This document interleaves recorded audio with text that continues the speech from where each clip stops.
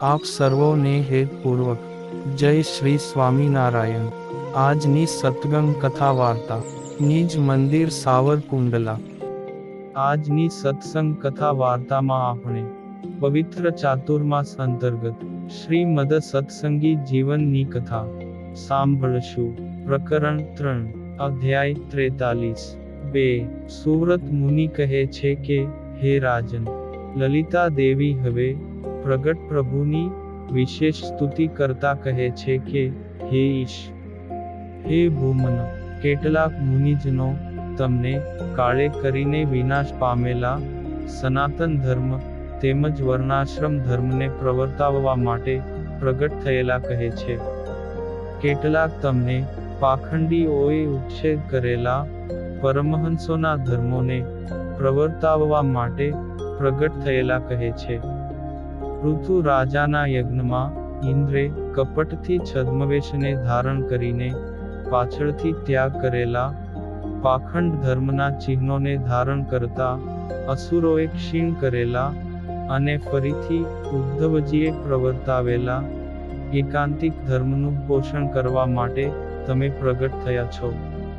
આ પ્રમાણે કેટલાકનો અભિપ્રાય છે, હે ભગવન, તમે પોતાના આશ્રિત વર્ગને સમગ્ર પુરુષાર્થ આપો છો, તેમજ ધર્મના વેરી અસુર ગુરુઓના સમૂહથી કૃશ થયેલા ધર્મ સહિત ભક્તિનું આ લોકમાં પોષણ કરવા માટે શ્રેષ્ઠ વિપ્ર રૂપે તમે પ્રગટ થયા છો।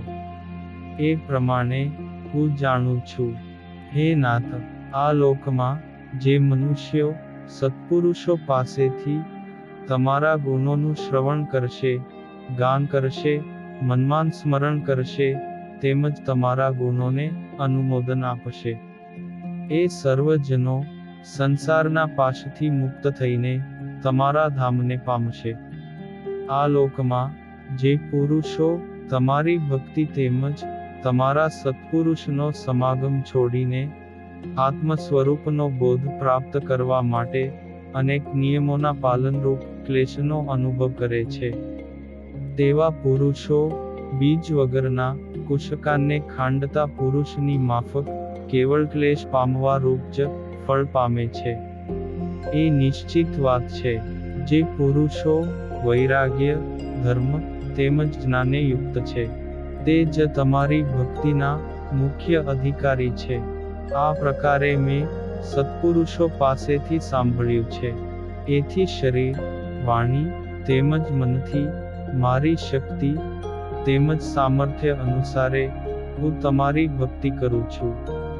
હે ઈશ, આ લોકમાં અથવા પરલોકમાં જ્યાં જે યોનિમાં મને જન્મ પ્રાપ્ત થાય, ત્યાં સર્વત્ર નિરંતર તમારી નિષ્કામ ભાવથી સેવા કરું। આ પ્રમાણે હું સ્નેહ ભાવથી તમારી પાસે પ્રાર્થના કરું છું।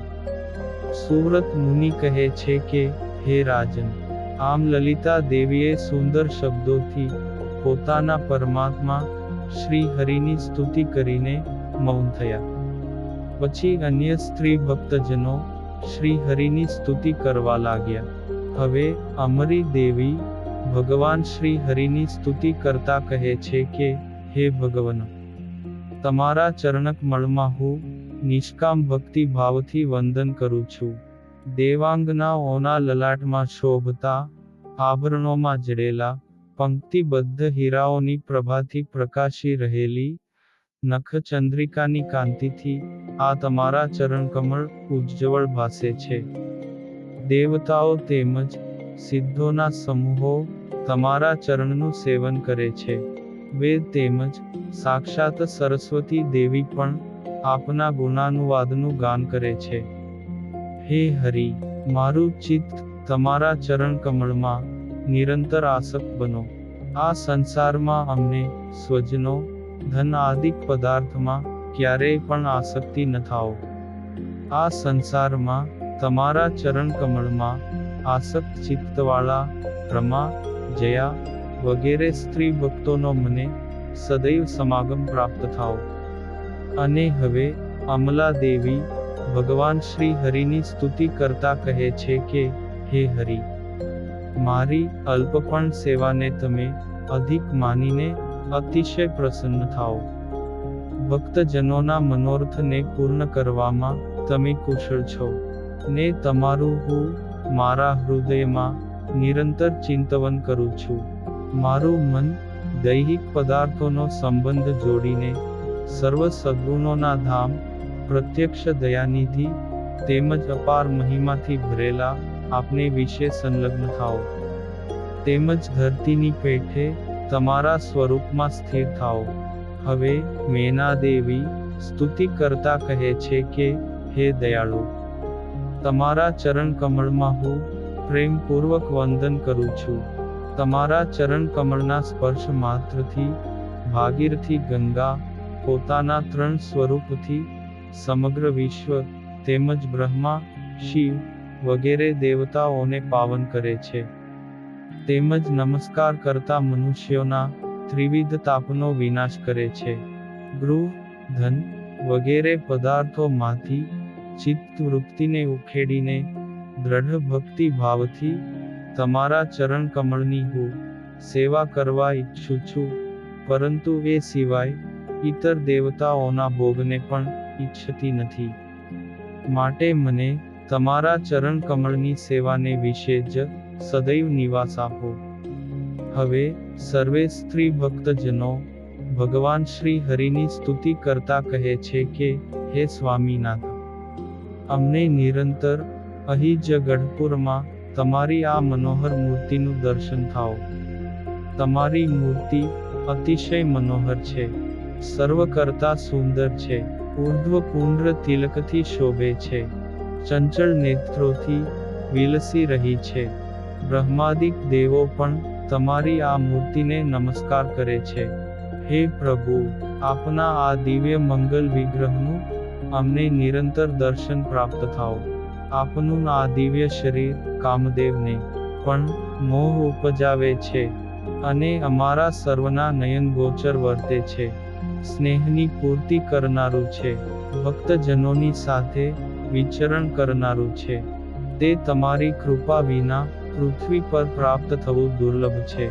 આ દિવ્ય મંગલ શરીરનું દર્શન કરવા માટે નિરંતર ભક્તજનોના મન તલસે છે.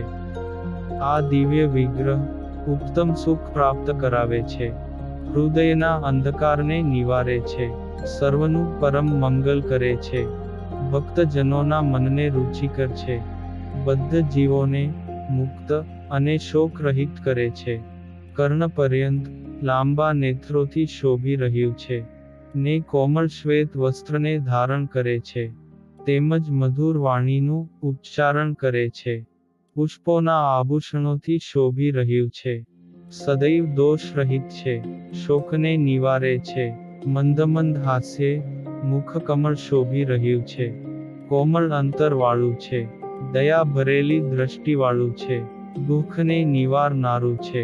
બ્રહ્મા, શિવ વગેરે દેવોને પણ વંદનીય છે, પરમ પાવનકારી છે, લોકનું પાલન પોષણ કરનારું છે, અને કુટિલ વાંકડિયા કેશથી શોભે છે.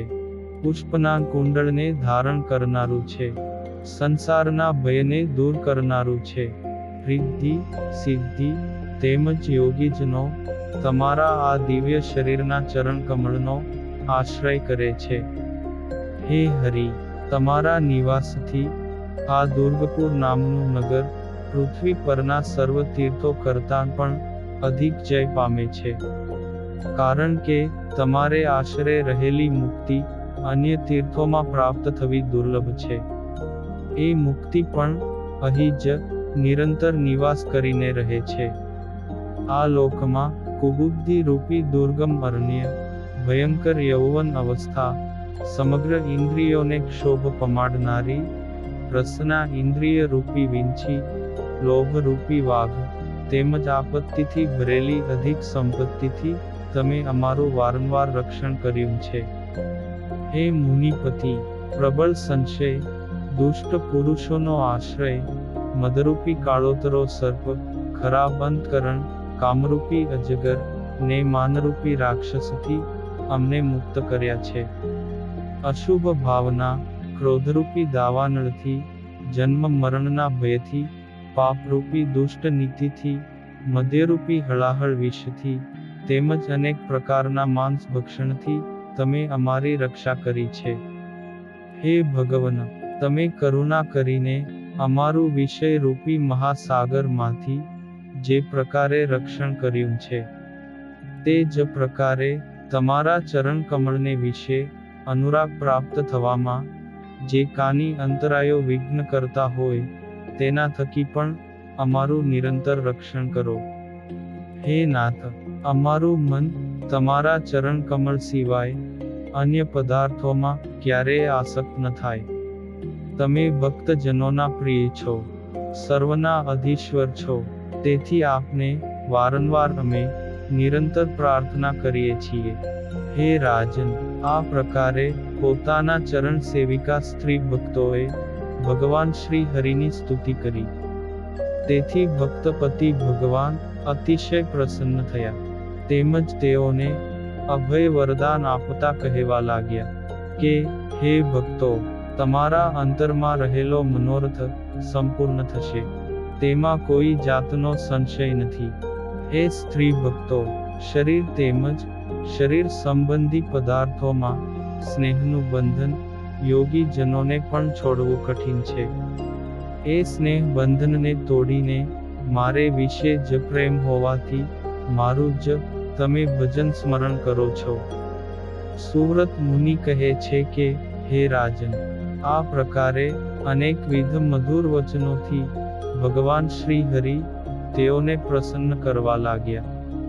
તેમજ નિર્દોષ અને શ્રી હરિના સ્વરૂપમાં જ ચિત્તની વૃત્તિને રાખતા સ્ત્રી ભક્તો પણ મુનિપતિ ભગવાન શ્રી હરિને પ્રણામ કરીને પ્રશ્ન પૂછવા લાગ્યા. ઇતિ શ્રીમદ સત્સંગી જીવને નારાયણ ચરિત્રે ધર્મશાસ્ત્રે તૃતીય પ્રકરણે પ્રબોધિની ઉત્સવે દુર્ગપુર વાસી જયાબા આદિક સ્ત્રીઓના મંડળોએ કરેલી ભગવાન શ્રી હરિની સ્તુતિના નિરૂપણ નામે 43મો અધ્યાય સંપૂર્ણ. અને હવે પછીની કથા વાર્તા આપણે આગળના ભાગમાં સાંભળશું. અત્યારે આપ સર્વોને ભાવથી જય શ્રી સ્વામિનારાયણ.